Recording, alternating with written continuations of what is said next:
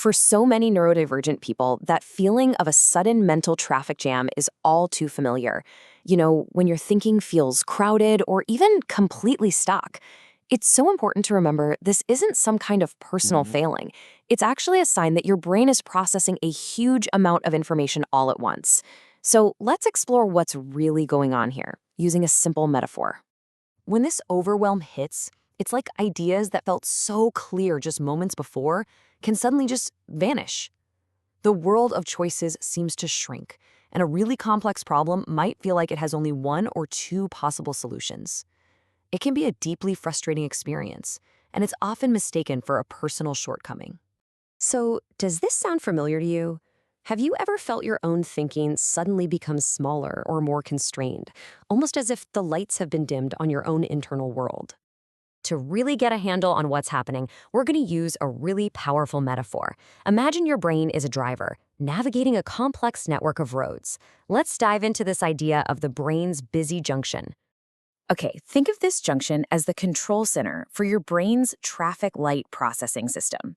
When the light is green, your nervous system is in a regulated state. It's ready to go.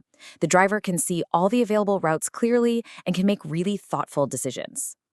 But for a neurodivergent brain, this junction often has to deal with a much higher volume of traffic. You've got sensory inputs, thoughts, and emotions all arriving at once. And this is when the traffic light turns to orange, signaling that the whole system is starting to get overwhelmed. So, what does a brain do when it's faced with a traffic jam of this scale? Well, it does something incredibly intelligent. It simplifies the system, just to keep things moving. This is where we start to see road closures and diversions come into play. Your brain has two main strategies here. First, it can create road closures. This is like putting up a temporary road close sign on certain mental pathways. Now, the routes still exist, but you just can't access them in that moment.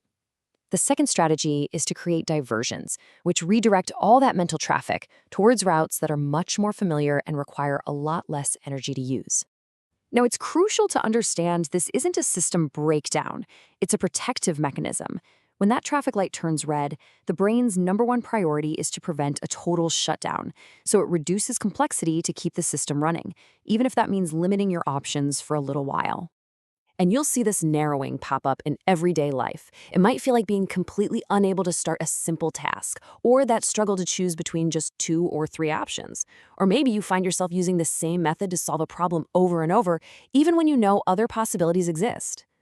So what's actually happening under the bonnet during these moments? Well, this whole experience can be explained by the science of something called cognitive load. When the demands placed on the brain exceed its ability to process everything, it enters a state of high cognitive load. You can think of it as the mental equivalent of trying to carry far too many things at once. The key thing here is that cognitive load is the total mental effort being used by your working memory. And what cognitive load theory tells us is that our working memory has very real limits. As soon as those limits are passed, the brain's performance on complex tasks naturally declines because it's trying to simplify everything. Neurologically, a really clear shift happens. High cognitive load makes it much harder to access the prefrontal cortex. That's the part of your brain that handles flexible, creative thinking. In response, the brain defaults to more automatic systems, falling back on familiar habits just to get by.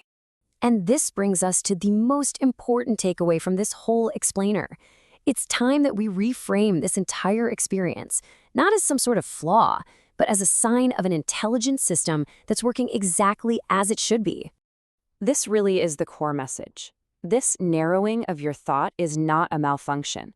It is your brain doing what it evolved to do. It's skillfully reducing complexity to protect the entire system when it's under a huge amount of strain.